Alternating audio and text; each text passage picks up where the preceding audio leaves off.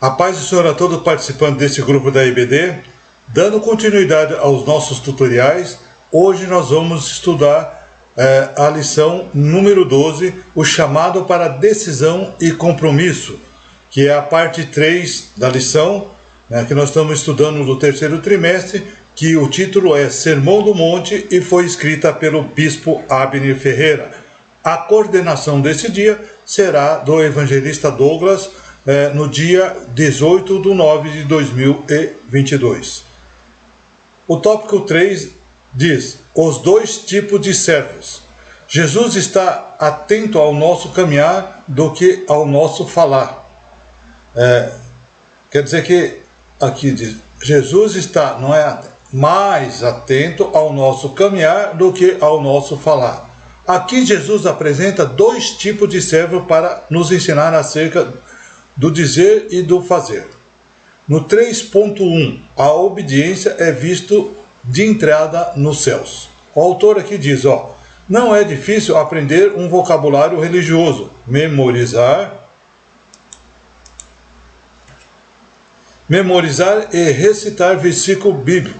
Nesse caso aqui, é que eu, pelo menos, ficava maravilhado no começo da minha caminhada, irmãos que tinham na memória versículos bíblicos, tudo exatamente como está na Bíblia. Aí o autor está dizendo aqui que memorizar e recitar versículos bíblicos, não é difícil. É difícil para aqueles que não têm essa habilidade, mas quem tem essa habilidade é muito fácil, E cantar mundo afora. Mas o teste final não é o que o pensamento de nós mesmos, e sim do que Deus dirá. Então isso quer dizer o quê? Que a gente pode se maravilhar com tudo isso. Mas o importante não é o que a gente pensa, mas sim o que Deus dirá deles. A única maneira de não fazer parte desse julgamento condenatório é fazer a vontade de Deus. E Jesus apresenta dois tipos de servo. Primeiro, aquele que tem cuidado de descobrir e cumprir a vontade de Deus. E no 2, e o que apenas viveu enganando a si mesmo. Mateus 7:21. Nem todo o que diz Senhor, Senhor entrará no reino do céu, mas aquele que faz a vontade do Pai que está no céu. Aí o autor aqui argumenta, visto que uma confissão verbal de Jesus como Senhor não pode esconder um coração impenitente. Jesus afirma que a entrada no reino do céu estará reservada para aqueles que afirmam ou que fazem a vontade do Pai. Aí no tópico do comentarista aqui, o autor diz que pessoas que vivem em mentiras, se enganam, tentam estabelecer sua própria justiça baseada em obras que os fariseus e os escribas. Baseada nas obras dos fariseus e dos escribas. Mateus 5:20. Porque vos digo que a vossa justiça não exceder a dos escribas e fariseus, de modo nenhum entrareis no reino dos céus. Eles estão no caminho largo e leva à perdição. Alguns são enganados por falso profeta. Não atendam para as escrituras sagradas e não conseguem entrar no caminho estreito. Outros enganam a si mesmos e não entram no reino. Deus conhece o coração de cada um de nós. Samuel 16:7. Porém o Senhor disse a Samuel, não atentes para a sua aparência, e nem para a grandeza da sua estatura, porque o tenho rejeitado, porque o Senhor não vê como vê o homem, pois o homem vê o que está diante dos olhos, porém o Senhor olha para o coração. Aí no item 3.2, eles fizeram, mas ficaram de fora. Existe algo muito interessante na palavra que estão dirigida por Jesus aos profetas, falsos profetas. Jesus não descarta que foi em seu nome que homens profetizaram, expulsaram o demônio e fizeram muitas maravilhas. Mateus 7:22. Muitos me dirão naquele dia, Senhor, Senhor, não profetizamos nós em teu nome? E em teu nome não expulsamos demônio? E em teu nome não fizemos muitas maravilhas? E disse que aquele que acreditasse nele faria obras grandiosas. Mas o autor comenta que, ao que crê e usa o nome, não credencia ninguém para a salvação, ou tampouco no conhecimento de Cristo. E estes homens, mesmo tendo realizado tantas coisas maravilhosas, eram malditos e estava condenado ao fogo do inferno, e ele não conhecia. Mateus 7, 23. Então lhe direis abertamente: nunca vos conheci, apartai-vos de mim, vós que praticais a iniquidade. Jesus descreve o horrível cena das pessoas poderosas que serão deixadas de lado de fora. No tópico do comentarista aqui, o autor coloca aqui, Jesus está dizendo claramente como será o fim.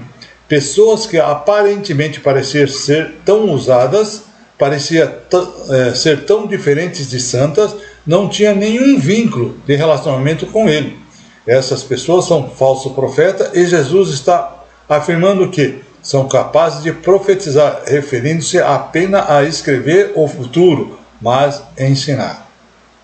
Expulsar demônio e realizar milagres. O autor conclui: invocar o nome de Cristo e realizar obras poderosas serão o suficiente para garantir acesso ao céu? Aqui diz, Mateus 7, 23. Então lhe direis abertamente: nunca vos conheci, apartai-vos de mim, vós que praticais a iniquidade. E aqui, no final, para terminar o tópico 3, o item 3.3. Nunca vos conheci. Esta palavra, dita por Jesus, fala de um dia de prestação de conta, onde iremos comparecer diante dele para o acerto final. Algumas pessoas conseguiram driblar e manter durante algum tempo a máscara e disfarce. Mas chegará um momento em que toda a falsidade é manifestada e todo disfarce é arrancado. 1 Timóteo 5, 24.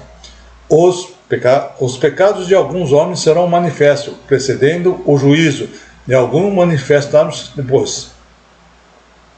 Nesse dia, os que crerem em Cristo e provaram sua fé pela obediência não terão que temer coisa alguma, mas o que disseram crer em Cristo e não obedeceu à vontade de Deus serão condenados.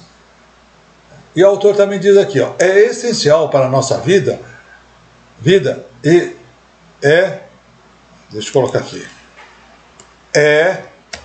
o essencial para a nossa vida é ser praticante da palavra e não somente ouvinte. Tiago 1, e 22 a 25. Sedes cumpridores da palavra e não somente ouvinte, enganando-se com falsos discursos. Porque se alguém é ouvinte da palavra e não cumpridor, é semelhante ao homem que contempla o espelho o seu rosto natural, porque se contempla a si mesmo e vai-se e logo esquece de como era.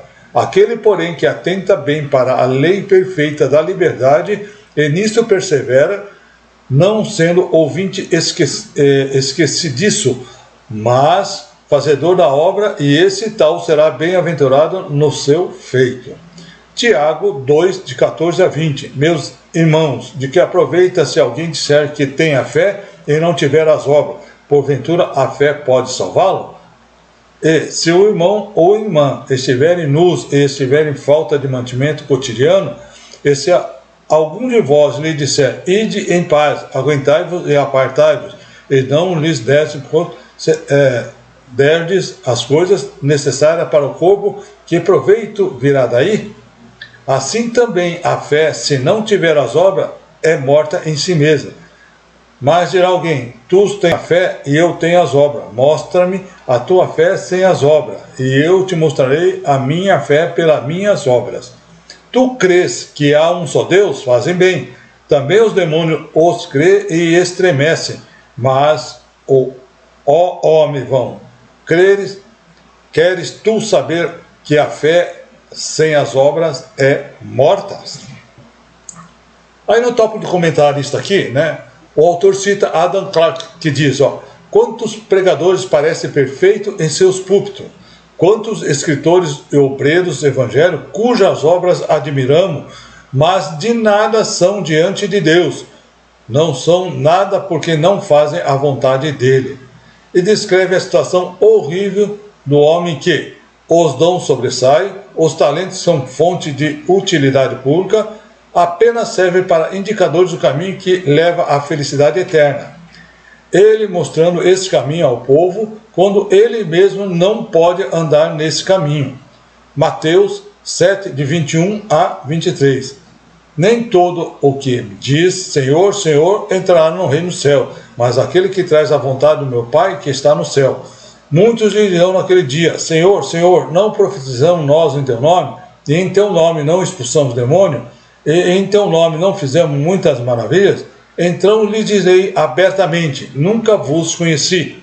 Apartai-vos de mim, vós que praticais a iniquidade.